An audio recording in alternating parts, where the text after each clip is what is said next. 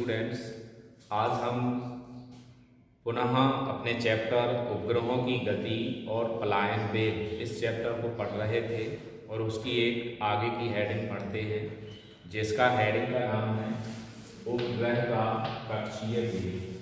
सबसे पहले हमें उपग्रह का कक्षीय वेग समझना है।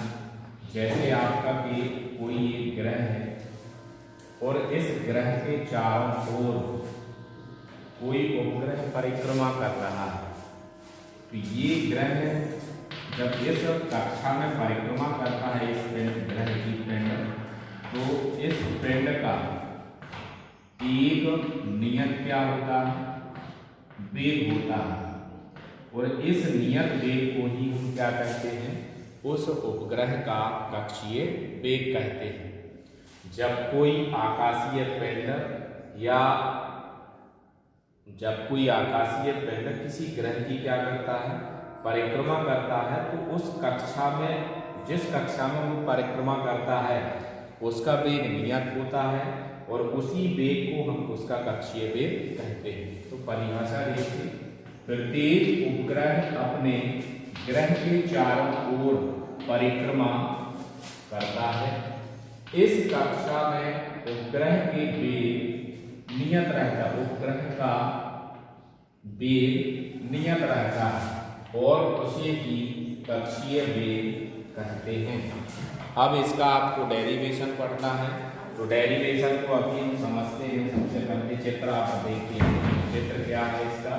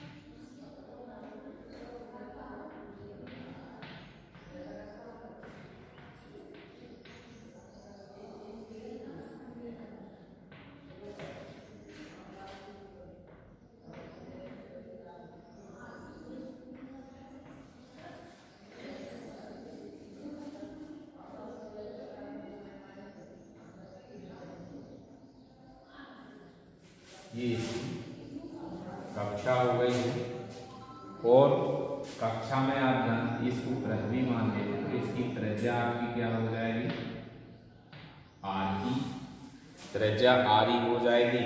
द्रव्यमान में क्या मान लेंगे, इसका एल ई, और ये मानते हैं कि इस कक्षा से इस पृथ्वी के केंद्र से ये कक्षा कितनी दूरी पे है, स्मॉल आर दूरी पे है।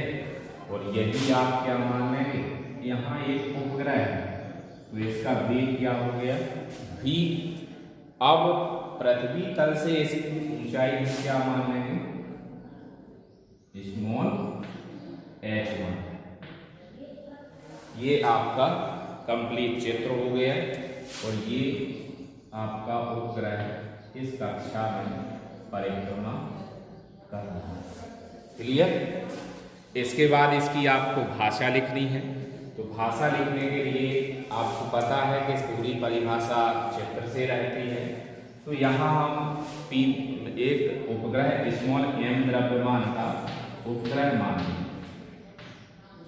अब इसकी भाषा देखिए चित्र के अनुसार, माना कि स्मॉल m द्रव्यमान का एक उपग्रह पृथ्वी के चारों ओर स्मॉल आर त्रिज्या की वृत्तीय कक्षा में स्मॉल v0 वेग माने स्मॉल v0 वेग से परिक्रमा कर रहा है। माना कि स्मॉल m द्रव्यमान का एक उपग्रह पृथ्वी से स्मॉल r दूरी पर एक कक्षा में v0 वेग से परिक्रमा कर रहा है। तथा पृथ्वी की त्रिज्या RE, पृथ्वी का द्रव्यमान ME है। अतः पृथ्वी के गुरुत्वाकर्षण बल के कारण, पृथ्वी के गुरुत्वाकर्षण बल के कारण इस पे भी एक बल लगता है जिसकी दिशा हमेशा पृथ्वी के केंद्र की ओर होती है और जिसे हम अभिकेंद्र बल कहते हैं। तो सबसे पहले हम इसका पूरा डिफाइन लिख लेते हैं, फिर आपको आगे समझा रहे। इसके आगे अब भाषा देखिए आप। माना कि स्मॉल m द्रव्यमान का एक उपग्रह पृथ्वी के चारों ओर स्मॉल r त्रिज्या की वृत्तीय कक्षा में परिक्रमा कर रहा है। उपग्रह पर अभिकेंद्र बल mv² क्या हो गया r, तथा पृथ्वी की त्रिज्या RE, द्रव्यमान me है। तब पृथ्वी द्वारा उपग्रह पर गुरुत्वाकर्षण बल Gme m/RE का स्क्वायर। चूंकि गुरुत्वीय बल ही अभिकेंद्र बल है जो गुरुत्व बल के कारण ही को प्राप्त होता है, अतः दोनों कैसे होंगे, बराबर होंगे। तो तब क्या लिख सकते हैं हम, Gme m/RE का स्क्वायर। ये दोनों कैसे हो जाएंगे, यहाँ आपका v 0 रहेगा क्योंकि देगा आपका v 0 mv² 0/r, दोनों बराबर कर दिए गए। अब यहाँ हम RE पृथ्वी की त्रिज्या लेके चल रहे हैं, लेकिन उपग्रह पर अगर हम गुरुत्वाकर्षण बल ज्ञात करते हैं तो इस कैपिटल RE की जगह आपको ध्यान रखना है कि क्या होना चाहिए, स्मॉल r होना चाहिए। तो यहाँ भी आपका क्या आ जाएगा, स्मॉल r आ जाएगा। ठीक, इसके बाद आपको ये r से आगे r को कैंसिल कर देना है।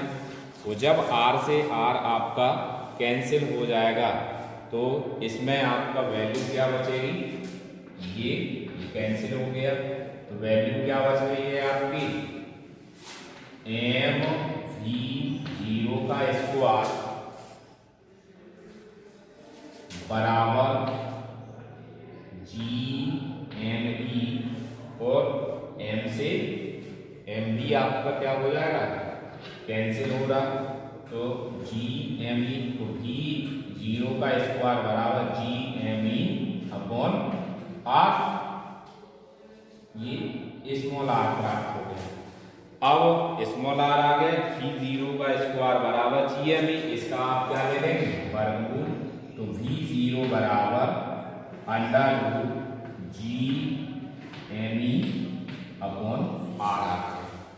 इसके बाद आपको इसमें यदि ये पृथ्वी तल से ऊपर है, जैसे हम ये मान लें कि पृथ्वी की त्रिज्या RE है और h ऊंचाई पर पिंड है, तो यहाँ आप स्मॉल r बराबर क्या लिख सकते हैं, RE + h। तो यही सूत्र बन के आपका आगे क्या आ जाएगा, v0 बराबर √Gme/RE + h। और इसके पश्चात आपको ध्यान रखना है कि स्मॉल GRE बराबर आपकी वैल्यू आपको ध्यान हो, ये हम लिखते हैं गुरुत्वीय त्वरण G बराबर Gme/RE का स्क्वायर। अब इसके बाद आपको ये वैल्यू प्राप्त हो गई, तो यहाँ से हम क्या लिख सकते हैं, Gme/Gme बराबर क्या आ जाएगा, GRE का स्क्वायर। अब यदि आपका ये वैल्यू हम रखते हैं तो उस स्थिति में आपको ये ध्यान रखना है कि ये वैल्यू यहाँ पे आप पुट कर दो, इसका मान Gme की जगह क्या आ जाएगा, GRE। तो v0 बराबर √GRE का स्क्वायर/RE + h प्राप्त हो गया है। अब RE का यहाँ पे स्क्वायर है तो इसको आप बाहर भी निकाल सकते हैं। तो यहाँ आप इसी को आगे क्या लिख सकते हैं, v0 बराबर RE under root G upon RE plus H। इतना क्लियर हो गया। अब यदि हम पृथ्वी तल से पिंड को ऊपर नहीं मानते हैं, जैसे ये माना जाए कि पिंड पृथ्वी तल से H ऊंचाई पे नहीं है, पृथ्वी तल पर है, तो यही सूत्र हमारा क्या प्राप्त हो जाएगा। यहाँ से आप इस वाले सूत्र से, तो इसको समीकरण नंबर 1 लिखने के बाद हम ये मान लें कि यहाँ पे पिंड आपका स्थित है, तो H का मान RE की तुलना में नगण्य है। H का मान RE की तुलना में नगण्य है। तब क्या आ जाएगा यहाँ, V0 बराबर अंडर रूट G RE का स्क्वायर अपॉन में RE। तो R से R कट गया, तो V0 बराबर क्या आ गया, अंडर रूट G RE, और ये किससे है, समीकरण 1 में।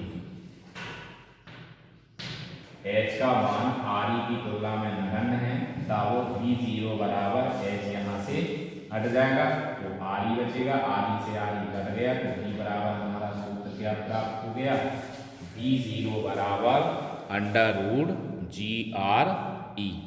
और यही आपका किसी भी उपग्रह का कक्षीय वेग है। अब आपको इसका मान निकालना है, तो इन सभी की वैल्यू रख लीजिए आप।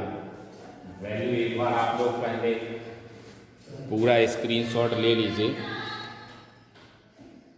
ऊपर से देखिए, यहाँ से स्क्रीनशॉट ले लीजिए, फिर इसके बाद ये नीचे का स्क्रीनशॉट ले लीजिए।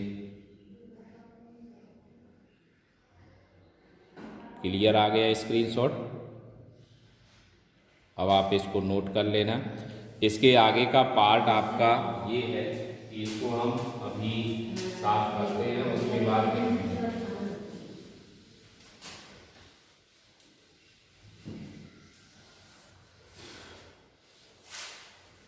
यहाँ देखिए G का मान आपको पता है, G बराबर 9.8 मीटर पर सेकंड स्क्वायर होता है। RE बराबर क्या होता है, 6400 या 64,000 किलोमीटर। तो इसी को आप 6.64 किलोमीटर बराबर इसी को 6.4123, तो 10 पे घाते 3 क्या आ गया, किलोमीटर। इसी को आप मीटर में कन्वर्ट कर दीजिए, तो 6.4 10 पे घाते 6 मीटर आ जाएगा। तो V0 बराबर क्या हो गया, अंडर रूट GRE। इसका मान रख दीजिए आप, कितना आ जाएगा, 9.8 मल्टीप्लाई 6.0 6.4 मल्टीप्लाई 10 की पावर 3।